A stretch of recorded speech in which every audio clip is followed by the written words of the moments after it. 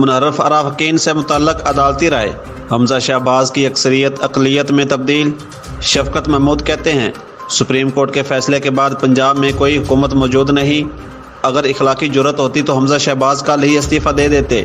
Supreme court نے فیصلہ دیا کہ لوٹوں کا ووٹ شمار نہیں ہوگا، مگر الیکشن کمیشن کو یہ سب نظر نہیں آ رہا، اسی لیے تو کہتے ہیں چیف الیکشن کمیشن کو جانا چاہیے۔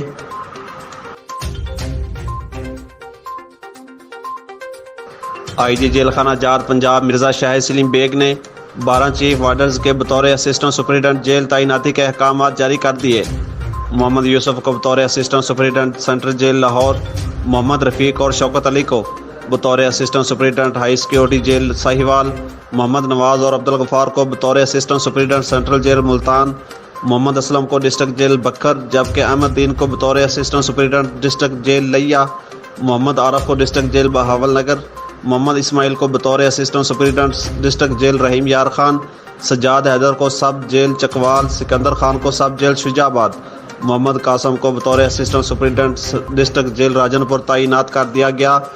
آئی جی جیل خانہ جات پنجاب مرزا شاہد سلیم بیگ نے تمام ترقی پانے والے ملازمین کو مبارکباد دی اور اپنے فرائض منصبی خوش اسلوبی سے ادا کرنے کی ہدایت کی۔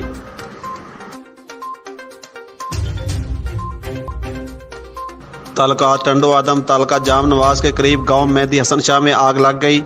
اہل علاقہ کے مطابق آگ لگنے کے ذمہ دار وہاں کا وڈیرا ہے جس نے اپنی زمین پر آگ لگائی، جو ہوا کے ساتھ جا کر گاؤں پر گری اور گاؤں جل گیا۔ گاؤں میں آگ لگنے سے گاؤں والوں کی بکریاں جل کے جاں بحق ہو گئیں، کھانے پینے کی اشیاء، پہننے کے کپڑے، اناج سب جل گیا۔ شریف تھیم اور خاص کلی برادری نے حکام والا سے نوٹس لینے کا مطالبہ کیا ہے۔